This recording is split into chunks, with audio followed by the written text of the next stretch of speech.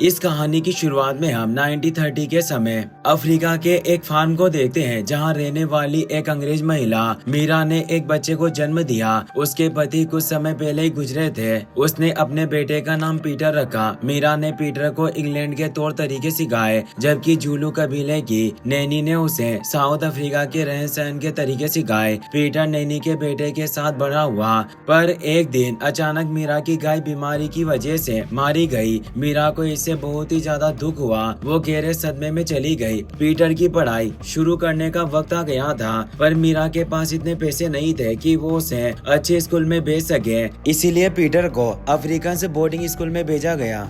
जाने से पहले मीरा उसे अपने पति का दिया हुआ ब्रेसलेट देती है, जो उसके पति ने अपने प्यार का इजहार करते हुए दिया था। अंग्रेजों ने अफ्रीकन्स पर बहुत जुल्म किए थे और काले गोरों का कानून भी लागू किया था, जिस वजह से वो अंग्रेजों से बहुत नफरत करते थे। और पीटर भी अंग्रेज की औलाद होने से सारे स्टूडेंट्स उसे भी बुरी नजरों से देखते थे और अपनी हालत का जिम्मेदार मानने लगे। सीनियर स्टूडेंट वो था पीटर के मुंह पर थूकता है, और यहाँ तक कि उसने अपने दोस्तों के साथ मिलकर उसके ऊपर सुसु भी कर दिया। स्टूडेंट्स उसे हर वक्त परेशान करने लगे और उनके डर से पीटर रोज अपने बिस्तर में सुसु करने लगा। कुछ वक्त बाद मीरा की मौत हो गई। पीटर उसे श्रद्धांजलि देने के लिए फार्म में चला गया। वो नैनी को बता देता है कि किस तरह वो था, और बाकी स्टूडेंट्स उसे परेशान करते हैं, जिसके डर से वो अपना बिस्तर रोज गीला कर देता है। नैनी अपने जुलू कबीले के खास तांत्रिक दाबुला मांझी को वहाँ बुलाती है। मांझी अपने कबीले का खास अनुष्ठान करते हुए कहता है कि सारी मुसीबत तुम्हारे दिल में छिपे डर की वजह से पैदा हो रही है। अगर तुम अपने दिल के डर पर जीत पा लो तो तुम किसी को भी हरा सकते हो।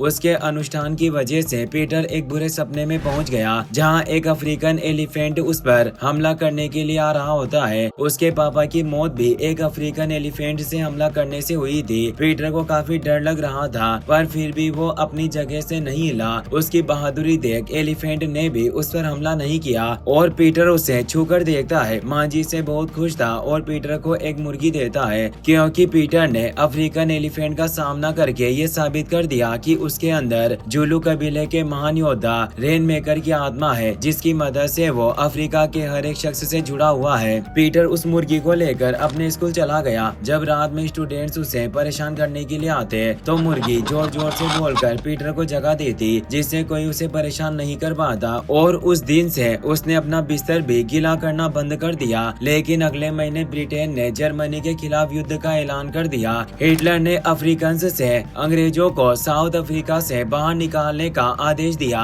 बोथा और उसके दोस्त बेसब्री से इस दिन का इंतजार कर रहे थे। रात में बोथा और सारे स्टूडेंट्स हिटलर के साथ मिलकर अंग्रेजों को मारने की बात करने लगे। बोथा अपने हाथ पर स्वास्तिक भी बनवा लेता है, और उसने पीटर की मुर्गी को उल्टा लटकाकर सबके सामने मार डाला। पीटर को इससे काफी गुस्सा आता है और वो बोथा को धक्का मारकर नीचे गिरा देता है। बोथा के पिछवाड़े में एक फ्लैग घुस गया था, जिससे सब उसका मजाक उड़ाने लगे। बोथा को बहुत ही ज्यादा गुस्सा आ रहा था और वो पीटर को उल्टा लटकाकर उसे मारने लगा। लेकिन तभी एक टीचर वहां जाता है। उसने बोथा को थप्पड़ मारकर सब बंद करवा दिया। अगले दिन पीटर अपने फार्म जाकर मुर्गी को दफनाता है। नैनी अपने बेटे को लेकर गाँव चली गई और पीटर अकेला नहीं रह सकता था, इसीलिए उसके दादाजी ने उसे डॉक्टर दोस्त कार्ल के पास भेज दिया। वो पीटर को अपने घर पर लेकर जाते हैं, जहां पीटर को पता चलता है कि डॉग एक बहुत बड़े जर्मन संगीतकार है और पूरी दुनिया में प्रदर्शन करते रहते हैं। पर वो एक जर्मन थे, और जब वो साउथ अफ्रीका में आए तो युद्ध शुरू हो गया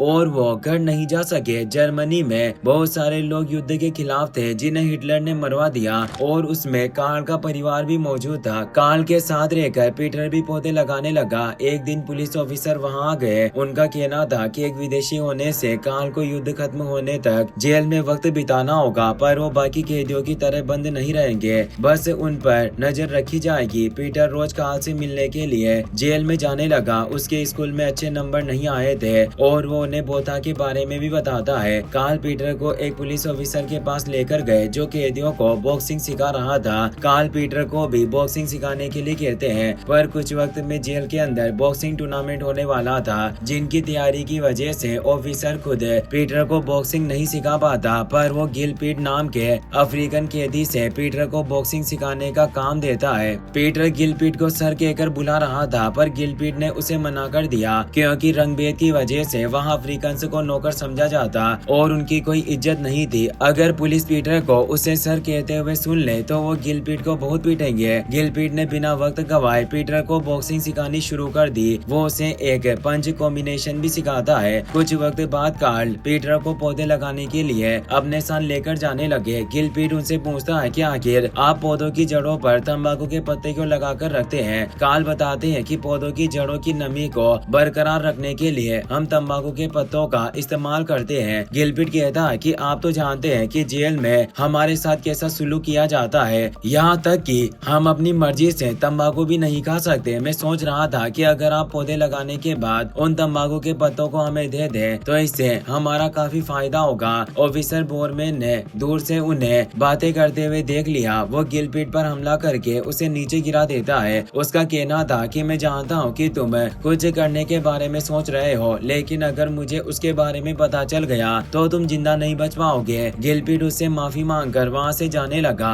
पीटर उसे कहता है कि मैं हर रोज अपने कपड़े एक बाल्टी से भरकर रख दूंगा और तुम्हें मेरे सारे कपड़े प्रेस करने होंगे। याद रहे, भूलकर भी कोई गलती नहीं होनी चाहिए। यह कहकर वो अपने कपड़ों के साथ तंबाकू के पत्ते भी बाल्टी में रख देता है। गिलपिट ने कपड़े प्रेस करने के बहाने तंबाकू के पत्ते अपने साथी कैदियों में बांट दिए ताकि तंबाकू खाकर उनका दुख थोड़ा कम हो सके। 5 साल की लगातार ट्रेनिंग के बाद पीटर जेल में होने वाला बॉक्सिंग टूर्नामेंट जीत गया। यहाँ तक कि वो वहाँ मौजूद कैदियों के लिए खत भी लिखने लगा ताकि सब लोगों को अपने परिवार के बारे में पता चल सके। खत लिखते हुए वो अफ्रीका के अलग अलग कबीलों की बोली सीख गया। जब भी कैदी उसके पास से गुजरते वो उसे देखकर अपनी भाषा में कुछ गाने लग जाते। पीटर को कुछ समझ नहीं आ रहा था, इसीलिए वो गिलपिट से इसके बारे में पूछता है। वो बताता है कि अफ्रीका के सभी कबीलों का मानना है कि जब हर तरफ अफरा तफरी होगी तब सारी चीजों को ठीक करने के लिए महान योद्धा रेन मेकर आएगा। तुम सबकी इतनी मदद करते हो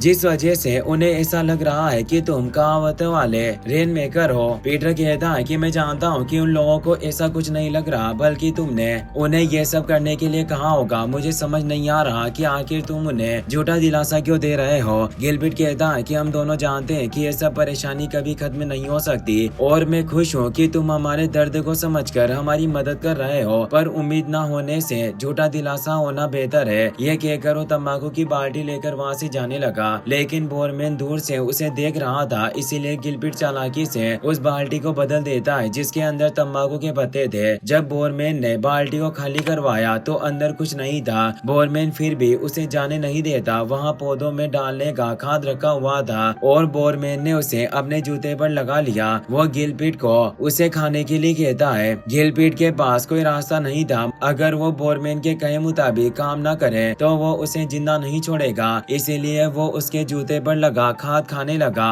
बोरमैन ने लात मारकर उसे दूर कर दिया। वो कहता है कि तुम हमेशा मुझसे छिपकर नहीं रह सकते। जिस दिन मुझे तुम्हारा राज पता चल गया तुम जिंदा नहीं बच पाओगे। ये कहकर वो वहाँ से चला गया। पीटर को इससे काफी गुस्सा आया, पर अफसोस वो चाहकर भी कुछ न कर सका। कुछ दिनों बाद दूसरा विश्व युद्ध रुक जाता है। कार्ल इससे बहुत ही ज्यादा खुश थे क्योंकि अब वो अपने घर जा सकेंगे, पर पीटर जरा भी खुश नहीं था क्योंकि अब वो कार्ल को दोबारा कभी नहीं देख सकेगा। जेलर कार्ल से कहता है कि कुछ दिनों में कमिश्नर जेल में आने वाले हैं और मैं चाहता हूँ कि तुम उनके स्वागत में एक प्रोग्राम रखो। कार्ल प्रोग्राम रखने के लिए तैयार नहीं थे, पर गिलपिट उसे इशारा करके प्रोग्राम रखने के लिए कहता है, इसीलिए कार्ल मान गया। वो गिलपिट के पास आकर उसे पूछता है कि आखिर तुम इन लोगों के लिए प्रोग्राम क्यों रखना चाहते हो। उसका कहना था कि सारे कैदी अपने अलग अलग कबीलों को लेकर एक दूसरे से लड़ते हैं, पर इस प्रोग्राम के जरिए हम उन्हें एक साथ जोड़ सकते हैं। भले ही वो एक दूसरे से बात नहीं करते, पर पीटर के कहने पर इसके लिए मान जाएंगे। कार्ल को उसका आइडिया काफी अच्छा लगा। पीटर ने गिलपिट की मदद से गाने के लिरिक्स तैयार कर लिए थे जिसमें वो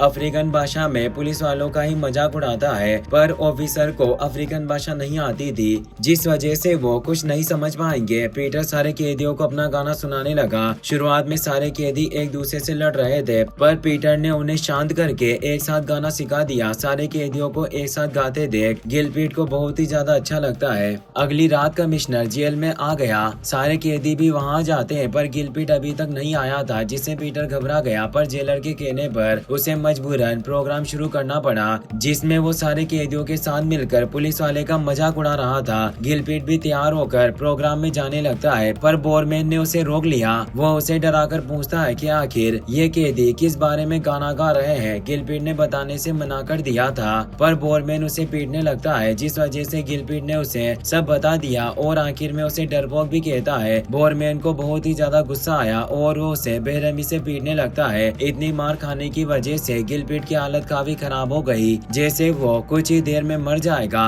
बोरमैन प्रोग्राम में चला गया। उसे देखकर पीटर को समझ में आ गया था कि जरूर कुछ गड़बड़ है और वो गिलपिट को ढूंढने लगा। पीटर को वो घायल हालत में मिला, जिसे देखकर वो बहुत ही ज्यादा घबरा जाता है। गिलपिट कहता है कि आज पहली बार सिर्फ तुम्हारी वजह से सारे कबीले एक साथ हैं। तुम सच में रेन मेकर हो और तुम्हें अफ्रीका के लोगों को बचाओगे। यह कहते हुए उसकी डेथ हो गई। पीटर को इससे बहुत ही ज्यादा बुरा लगता है और वो जोर जोर से रोने लगा। फिर पीटर सारी चीजें छोड़कर 1948 के समय दूसरे हाई स्कूल में चला गया। वहाँ वो पूरी क्लास को अपनी जिंदगी में हुई सारी चीजें बताता है। हेड मास्टर पूछता है कि क्या आखिर में गिलपिट को इंसाफ मिला। गिलपिट की मौत के 1 महीने बाद बोरमैन की लाश गिलपिट के सेल में लटकी हुई मिली। टीचर कहता है कि मैंने ऑक्सफोर्ड यूनिवर्सिटी में तुम्हारे और तुम्हारे गिलबर्ट के लिए बात की है। शायद तुम दोनों को वहाँ एडमिशन मिल सकता है और खासकर तुम्हें स्कॉलरशिप भी दी जा सकती है, इसीलिए अपनी पढ़ाई पर ध्यान देना। पीटर और गिलबर्ट इससे काफी खुश थे। स्कूल खत्म होने के बाद पीटर बॉक्सिंग मैच में चला गया। वो आसानी से जीतने वाला था पर उसकी नजर मारिया नाम की लड़की पर पड़ती है, जिसे देखकर उसका ध्यान भटक गया और बॉक्सर मुक्का मारकर उसे नीचे गिरा देता है। लेकिन मारिया के चीयर करने के बाद पीटर दोबारा उठ खड़ा हुआ और आसानी से बॉक्सर को हरा देता है। सब खुशी से उसे अपने कंधों पर बिठा लेते हैं, जिस वजह से वो मारिया से नहीं मिल सका।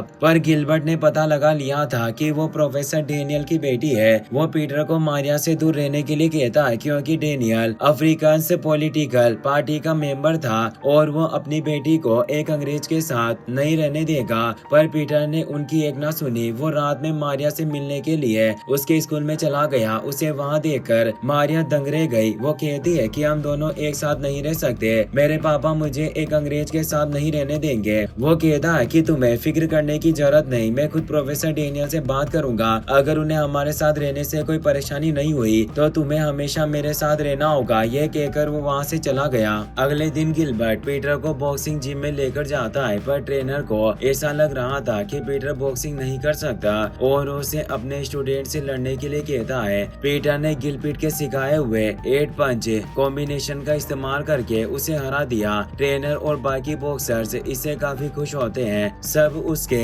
8 पंच कॉम्बिनेशन की तारीफ करने लगे। ट्रेनर भी उसे ट्रेनिंग देने के लिए तैयार हो गया। पीटर प्रोफेसर डेनियल के पास चला गया। वो उसे मारिया को बाहर ले जाने के बारे में पूछता है पर डेनियल ने तुरंत मना कर दिया, जिससे निराश होकर वो जिम में चला जाता है। जिम ट्रेनर उसे एक फिक्सर से मिलवाता है जो अलेक्जेंडर टाउन में सारी बॉक्सिंग करवाता था। वो अपने खास बॉक्सर डूमा से पीटर का बॉक्सिंग मैच कराना चाहता है। पीटर जानता था कि अंग्रेज और अफ्रीकन के बीच बॉक्सिंग मैच गैर कानूनी है, इसीलिए उसने तुरंत मना कर दिया। फिक्सर और उसके साथी कुछ दिनों पहले उस मैच में भी मौजूद थे जहां पीटर ने मारिया को पहली बार देखा था। उस वक्त फिक्सर और उसके साथी अफ्रीकन भाषा में कुछ गाना गा रहे थे। पीटर फिक्सर से उस बारे में पूछता है पर उसने कुछ नहीं बताया। मारिया पीटर से मिलने के लिए आई, जिससे वो खुश हो गया और उसके साथ वहाँ से जाने लगता है। लेकिन फिक्सर डूमा के साथ वहाँ गया। वो कहता है कि मैं ट्रेनर के सामने तुम्हें उस गाने के बारे में नहीं बता सकता था, पर जब अफ्रीकन मुसीबत में होते हैं तो वो अपने रक्षक रेन मेकर को बुलाने के लिए उस गाने को गाते हैं। पीटर कहता है कि अब मुझे याद आ गया, तुम जेल की लॉन्ड्री में काम करते थे और तुम्हें पता होगा कि रेन मेकर जैसा कुछ नहीं होता। ये सब गिलपिट के द्वारा बनाई गई कहानी है। डूमा कहता है कि मेरा भी बिल्कुल यही मानना है, पर हमारे लोगों को रेन मेकर पर पूरा ट्रस्ट है और उन्हें गलत साबित करने के लिए हम दोनों को बॉक्सिंग मैच करना होगा। अगर तुम जीत गए तो तुम सच में हमारे रेन मेकर हो, अगर तुम हारे तो सब जान जाएंगे कि ये सब झूठी कहानियां हैं। तभी 2 पुलिस ऑफिसर वहाँ गए। उन्हें लग रहा था कि फिक्सर और डूमा पीटर को परेशान कर रहे हैं, जिस वजह से वो उनसे पूछताछ करने लगे। पर पीटर पुलिस से झूठ बोल देता है कि वो दोनों उसके नौकर हैं और उसने उन्हें अपना सामान भी पकड़ा दिया, जिससे पुलिस को पूरा भरोसा हो जाता है और वहाँ से चले गए। रात को पीटर अपने साथियों को लेकर अलेक्जेंडर टाउन में चला गया। डूमा और पीटर के बीच होने वाला बॉक्सिंग मैच देखने के लिए टाउन के सारे लोग एक जगह पर इकट्ठा हो गए। मारिया को काफी ठंड लग रही थी, इसीलिए डूमा की गर्लफ्रेंड मरियम उसे अपनी कंबल दे देती है। मारिया इससे काफी हैरान हुई और उसका अफ्रीकन लोगों को देखने का नजरिया ही बदल गया। पहले वो उन्हें चोर और डरावना समझती थी, पर मरियम की दरियादिली देखकर उसका दिल पिघल गया। शुरुआत में डूमा पीटर पर भारी पड़ रहा था और उसने पीटर को नीचे गिरा दिया। पीटर को अपने बचपन की याद आती है, जब मांझी ने उसे जुलू कबीले का महान योद्धा कहा था। उसकी बात याद करके वो दोबारा खड़ा हो गया और इस बार वो डूमा को मार मार कर जमीन पर गिरा देता है। डूमा दोबारा खड़ा नहीं हो पा रहा था, जिससे पीटर मैच जीत गया। डूमा खुद पीटर को विजेता बनाकर उसे रेन मेकर कहकर बुलाता है। सब लोग उसके लिए चीयर करने लगे। मारिया पीटर को बताती है कि मेरी नैनी भी अलेक्जेंडर टाउन में रहती थी, पर मुझे पता नहीं था कि वो टाउन इतना छोटा है। आज उस जगह को देखकर मैं हैरान हूँ कि सारे अफ्रीकन इतनी सी जगह से कैसे गुजारा करते होंगे। मैं इस बात को अपनी पूरी जिंदगी नहीं भुला पाऊंगी। यह कहकर वहाँ से चली गई। प्रोफेसर डेनियल ने 2 पुलिस ऑफिसर को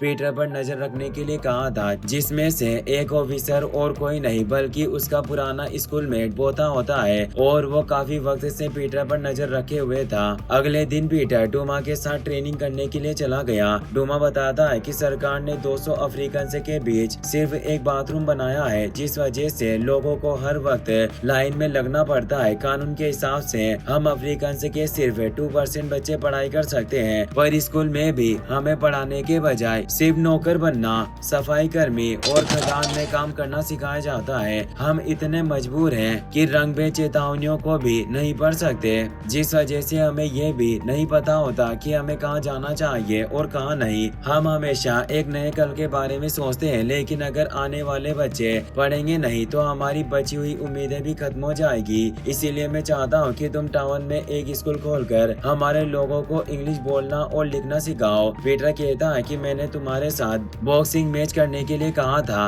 और मैंने अपना वादा पूरा किया, पर अब मैं लाखों लोगों को पढ़ना लिखना नहीं सिखा सकता।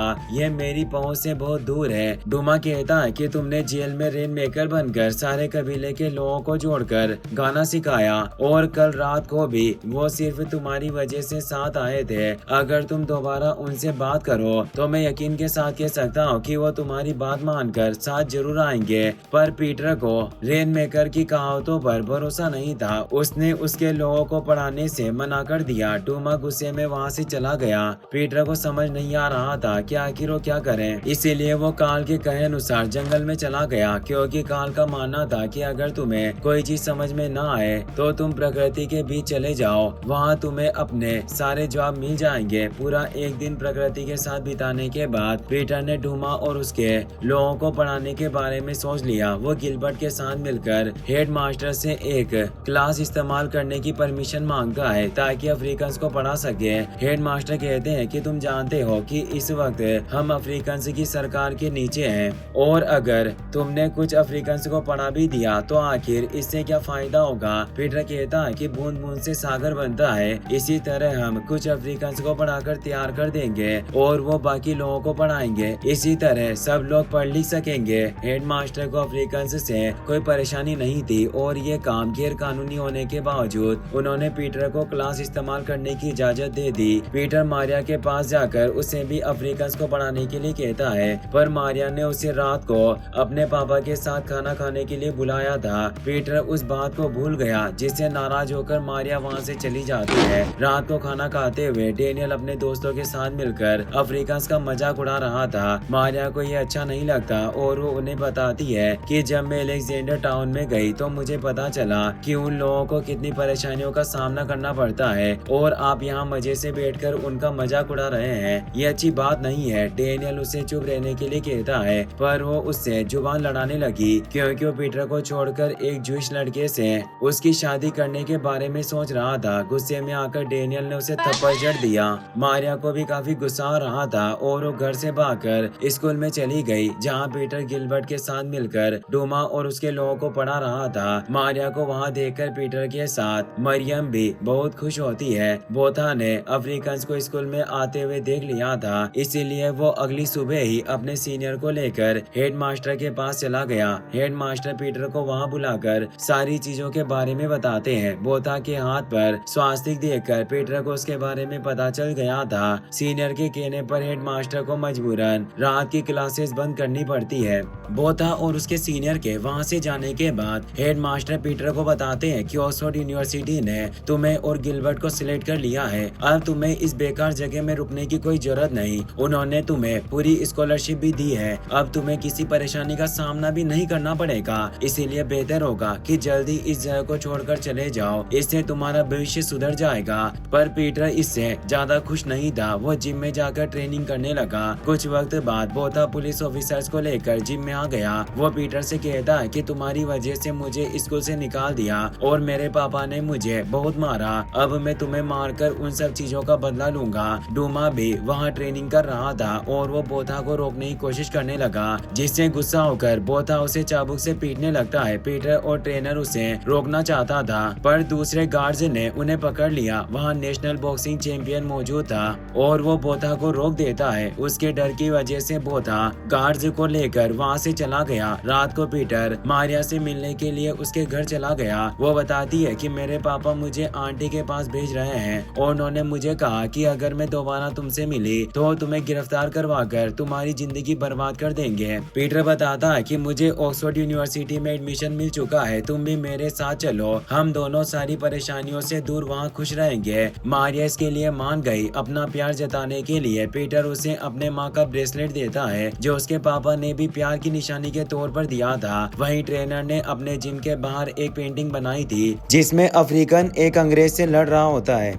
ऐसी पेंटिंग कानून के खिलाफ थी। बोथा ने इस चीज का फायदा उठाकर ट्रेनर के जिम को खाली करवा दिया और वो जिम को जलाने के लिए हर तरफ पेट्रोल भी छिड़क देता है। ट्रेनर ने एक मुक्का मारकर उसे जमीन पर गिरा दिया, पर दूसरे गार्ड्स पकड़कर उसे वैन में बिठाने लगे। वैन में बैठने से पहले ट्रेनर पीटर से कहता है कि तुम इन बेवकूफ नाजी से मत डरना और हमेशा वही करते रहना जो तुम्हारा दिल करना चाहता है। पीटर को गुस्सा दिलाने के लिए बोथा ने उसकी नजरों के सामने जिम में आग लगा दी। पीटर को इससे काफी बुरा लगा, पर वो बोथा को सबक सिखाना चाहता था, इसीलिए वो डूमा और उसके साथियों को एक चर्च में बुलाकर उन्हें पढ़ाने लगा। मारिया भी उसकी मदद के लिए वहाँ गई, लेकिन अचानक बोथा पूरी पुलिस फोर्स को लेकर वहाँ गया। नौकरों को चर्च में लाने के जुर्म में पीटर को गिरफ्तार किया जाने लगा। मारिया उन्हें रोकने की कोशिश करती है, पर एक गार्ड ने गलती से उसके सिर पर हमला कर दिया, जिसकी वजह से उसकी डेथ हो जाती है। पीटर अपने पूरे स्कूल के साथ मिलकर उसे श्रद्धांजलि देने के लिए गया था। डेनियल को बहुत ही ज्यादा गुस्सा आता है और उस पर हमला करने लगा, पर एक आदमी ने उसे रोक दिया। उसी वक्त डूमा और बहुत सारे अफ्रीकन्स मारिया को श्रद्धांजलि देने के लिए वहाँ आते हैं। इतने सारे लोगों को देखकर डेनियल के होश उड़ गए और पीटर रोने लगता है। वो पूरी तरह से टूट चुका था और अब उसके पास कुछ नहीं बचा,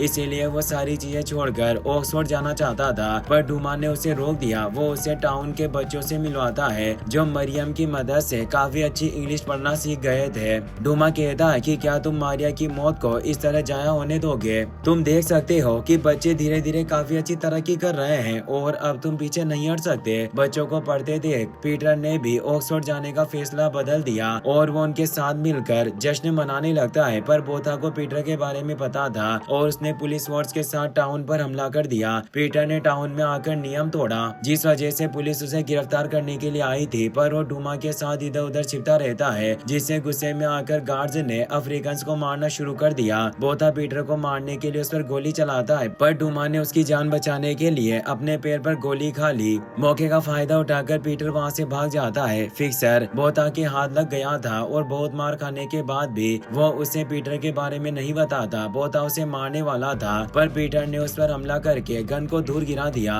दोनों के बीच काफी हाथापाई शुरू हो गई। बोथा शुरुआत में उस पर हावी हो रहा था, पर आखिरकार पीटर ने अपने बचपन के सबसे बड़े दुश्मन को हराकर उसकी हालत खराब कर दी। वो फिक्सर के पास जाकर उसे संभालने लगा। मौके का फायदा उठाकर बोथा दूसरी गन से उसे शूट करने वाला था, पर वक्त रहते डूमा ने वहां आकर उसे रोक दिया। वो लकड़ी की मदद से उस पर जोरदार हमला करता है, जिसकी वजह से बोथा मारा गया। पीटर के नियम तोड़ने और बोथा को मारने की वजह से पुलिस उन दोनों को हर तरफ ढूंढ रही थी। उनसे बचने के लिए पीटर डूमा के साथ शहर छोड़कर चला गया ताकि वो दुनिया में काले गोरों की घटिया सोच को बदल सके। इसी के साथ ये मूवी यहीं पर खत्म हो जाती है।